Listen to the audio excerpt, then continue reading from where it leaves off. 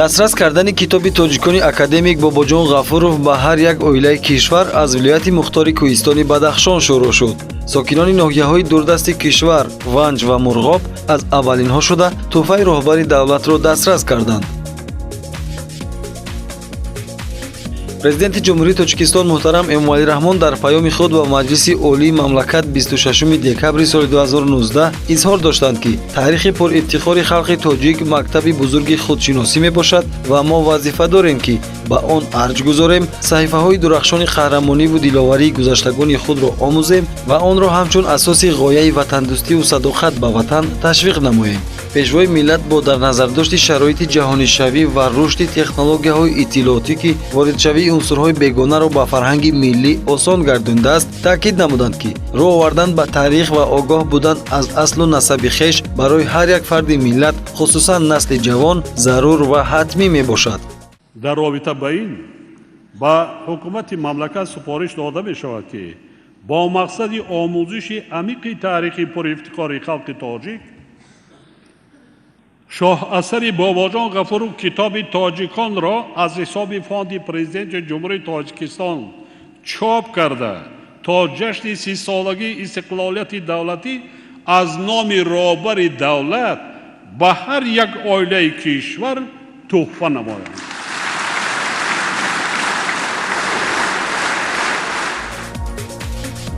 дар доираи татбиқи дастури президенти кишвар муҳтарам Эмомалӣ Раҳмон ҷиҳати тӯҳфа кардани китоби тоҷикони академик Бобоҷон Ғафуров ба ҳар як оилаи кишвар зиёда аз 8000 нусха шиносномаи миллати тоҷик китоби тоҷикон дастраси сокинони навоҳии Ванҷ ва Мурғоб гардонида шуд.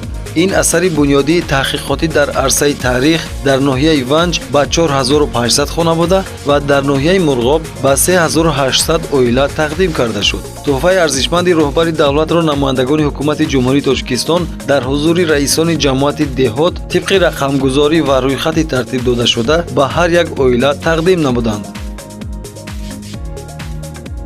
дар солҳои охир давлатҳои абарқудрат барои барҳам додани миллатҳо ҳуҷум ба онҳо намекунанду фарҳангу донишу таърихи онҳоро аз байн мебаранд, ки ин боиси нестшавии миллат мегардад. ва ман аз он ифтихор мекунам, ки имрӯз ин китоб вориди хонадони ман гардидааст ва ҳамчун гавҳареки чашм ин китобро муқаддас нигоҳ медориму ба наслҳои оянда боқӣ мегузорем. тӯҳфаи бебаҳои президенти кишвар китоби тоҷикони Бобоҷон Ғафуровро сокинони ноҳияи Ванҷ бо хушнудӣ қабул карда изҳор доштанд, ки мутолиаи ин шоҳасар дар бедорӣ ва худшиносии миллӣ нақши муассир мегузорад. дар баробари сокинони ноҳияи Ванҷ маскунони ду миллати ба ҳам дӯсту бародар тоҷику қирғизи ноҳияи Мурғоб низ аз тӯҳфаи пурарзиши пешвои миллат президенти ҷумҳурии Тоҷикистон муҳтарам Эмомалӣ Раҳмон китоби тоҷикони аллома Бобоҷон Ғафуров баҳравар гардиданд. имрӯз мо хеле сарбаланд ҳастем, ки ба мо сокинони ноҳияи Мурғоб китоби Бобоҷон Ғафуров ба номи тоҷикон дастрас гардид. мо сокинони ноҳияи Мурғоб сипосгузорем ва шукрона сулҳу суботи Тоҷикистон намуда дар ин баробар миннатдории худро ба пешвои муаззам миллат муҳтарам Эмомалӣ Раҳмон барои дастгирӣ ва ғамхории ҳамешагиашон мерасонем.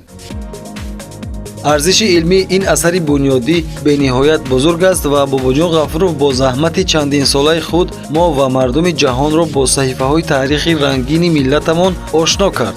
дар шароити кунунӣ, яъне замоне ки ҳар як фарди ҷомеа ба худшиносӣ ва ҳифзи хотираи таърихии худ беш аз пеш ниёз дорад, чопи ин шоҳасар ва дастрасӣ тамоми мардуми кишвар гардонидани он ба густариши эҳсоси ватандӯстиву ифтихори миллӣ ва болоравии сатҳи маърифатнокии ҷомеаи мо ҳамаҷониба мусоидат хоҳад кард. боиси хушбахтии мо сокинони ноҳияи Мурғоб аст, ки имрӯз мо яке аз бузургтарин ёдгориҳои таърихи худро, яъне китоби тоҷиконро дастрас хоҳем кард ва хурсанд аз онем, ки дар тамоми хонадони тоҷик ин ёдгории бузургро мо хоҳем дид ва мо барои такмил додани дониши худ онро истифода мекунем. дар асоси супориши асосгузори сулҳу ваҳдати миллӣ пешвои миллат президенти ҷумҳурии Тоҷикистон муҳтарам Эмомалӣ Раҳмон ҷиҳати омӯзиши амиқи таърихи пурифтихори халқи тоҷик гурӯҳи кории дастгоҳи иҷроияи президенти ҷумҳурии Тоҷикистон шоҳасари академик Бобоҷон Ғафуров китоби тоҷиконро ба ноҳияи Лахш расониданд. гурӯҳи корӣ аз ҳисоби раисони ҷамоати шаҳраку деҳот ва кормандони мақомоти иҷроияи ҳокимияти давлатии ноҳияи лахш ин тӯҳфаҳоро аз номи сарвари давлат ба ҳар оилаи ноҳия мерасонанд. ҳамин тавр тақсимоти шоҳасари тоҷикон ба шаҳру ноҳияҳои кишвар давра ба давра ҷараён мегирад. мақсади асосии чунин иқдом шиносоӣ бо гузаштаи пурифтихори халқи тоҷик ва дар ин замина баланд бардоштани ҳисси худшиносии насли имрӯзу фардои миллат арзёбӣ мешавад. китоби тоҷикон ин яке аз беҳтарин манбаъҳо ва сарчашмаҳои таърихии миллати тоҷик аст, ки ҳуввияти мардуми моро ба ҷаҳониён аллакай дар нимаи дуюми садаи 20 хеле рӯшан ва хеле ба тариқи як мунаввар ва дақиқ муаррифӣ кард. ҳар як нафаре ки худро аз ҳамин мардуми тоҷик медонад, мутолиаи ин китоб, гирифтани маълумоти арзишманд аз ин китоб хеле муҳим аст, барои он ки мо дар асоси омӯзиши ҳамин китоб, мутолиаи ҳамин китоб ҳуввияти миллии худро, кӣ будани худамонро, таърихи гузаштагони худамонро дуруст ва дақиқ аз бар мекунем. дубора эҳё намудани шукӯҳу шаҳомат ва мақоми ин китоб бо иқдому дастгирии пешвои миллат вобаставу пайваста буда тавассути фонди президенти ҷумҳурии Тоҷикистон аз нав чоп ва дастраси на танҳо шаҳрвандони Тоҷикистон, балки дастраси мардумони мухталифи ҷаҳон мегардад. вақто ба саҳифаҳои таърих назар афканем, дар баробари ин иқдоми пешгирифтае ки пешвои муаззами миллат дар баланд бардоштани дараҷаи донишазхудкунии ҷавонон, баланд бардоштани китобдориву китобхонӣ, ки ин аз таъриху фарҳанги китобдории миллати тоҷик шаҳодат медиҳад, ин иқдоми саривақтӣ аст.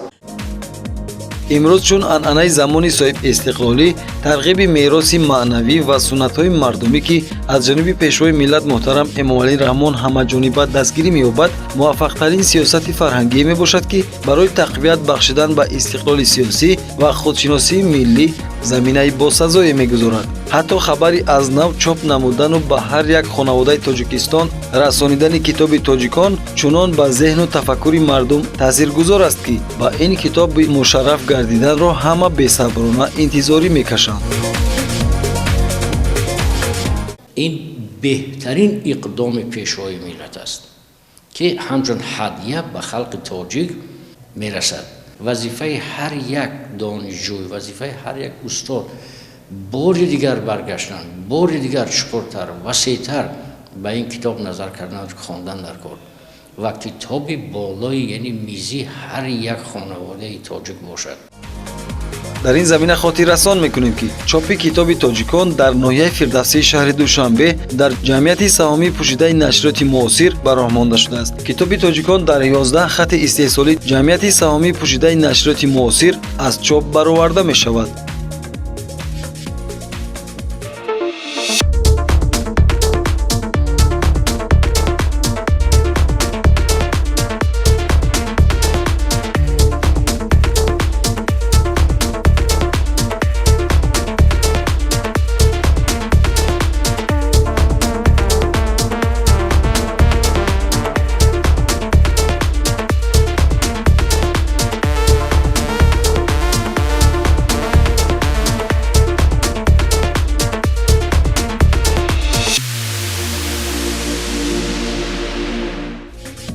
китоби тоҷикони Бобоҷон Ғафуров аз 2 ҷилд иборат буда, ҷилди якум аз муқаддима ва 4 фасл ва ҷилди дуюм фаслҳои 5 ва 6-ро дар бар мегирад. аммо ин китоб дар нашри нав баъзе тағйиру иловаҳои ҷузъӣ гирифт. 2 ҷилд дар як китоб ба таври мукаммал ҷамъоварӣ шуд, ки бо доштани як китоб ҳар 2 ҷилди он ба хонанда дастрас аст.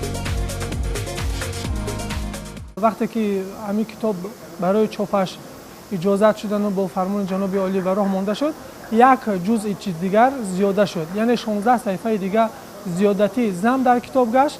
ин дар бораи хусусияти ҳамин китоб ва дар бораи мақсад пайдоиши таърих, дар бораи хизматгузориҳои Бобоҷон Ғафуров дар ин китоб гуфта оварда шудааст. ҳамчун шиносномаи китоб ба шумор меравад. 2 қисматро мо дар як қисм ба хотире кардем, ки ҳам раванди корӣ осон мешавад, инчунин хонанда якбора метавонад ки 2 китобро дастрас карда тонад. бисёр ҳолатҳое буданд, ки мақсад хонандаҳо як ҷузъи китобро дастрас карда метонистанд, як ҷузъи дигар дастрас карда наметонистанд. аз ҳисобе ки хонанда ба пуррагӣ به کیفیت خواندن خودش میسر گردد در یک جزء آورده شده بسته‌بند گردیده شده است. дар айни замон на танҳо хондану аз бар намудани китоби тоҷикон барои мо талаби замон мебошад, балки дар равоқи китобҳои хона нигоҳ доштани ин муқаддасоти миллӣ ифтихору имтиҳонест, ки ба худшиносию худогоҳӣ ва ҳувиятсозӣ далолат менамояд. برتریت چاپ کتاب تاجیکان از چاپ سالهای پیشینه در آن است که یکی از دفترهای کتاب تاجیکان از ورق قیمت‌بها، یعنی به اصطلاح میلوانی گلیانسوی بومگا میگن، از همین تشکیل شده است و صحیفه ها کمی زیادتر هم شدن.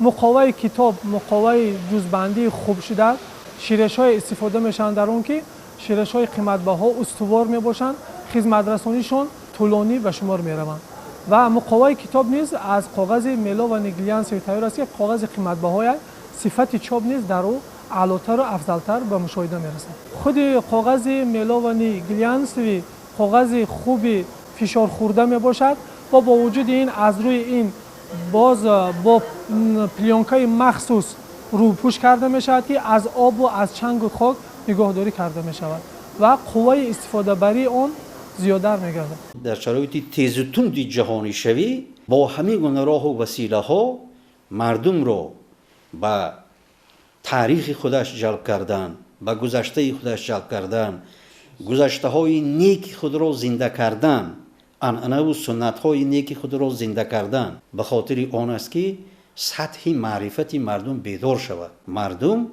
گذشته خود را به خاطر بیارند، آگاه شوند که گذشتگان آنها کیها بودند، در گذشته چی داشتند و به کدام پهلوی اون عنعنه ها امروز ما باید پیروی کنیم. аз ин рӯ чунин иқдоми наҷибонаи пешвои миллат президенти кишвар муҳтарам эмомалӣ раҳмон ба муносибати 30-солагии истиқлолияти давлатӣ ба хотири омӯзиши амиқи таъриху тамаддуни халқи тоҷик на танҳо дастуру ҳидояти фарҳангӣ, балки рамзи бузургию пос доштани хотираи абармардони миллат ва ҳифзи манфиатҳои миллӣ мебошад.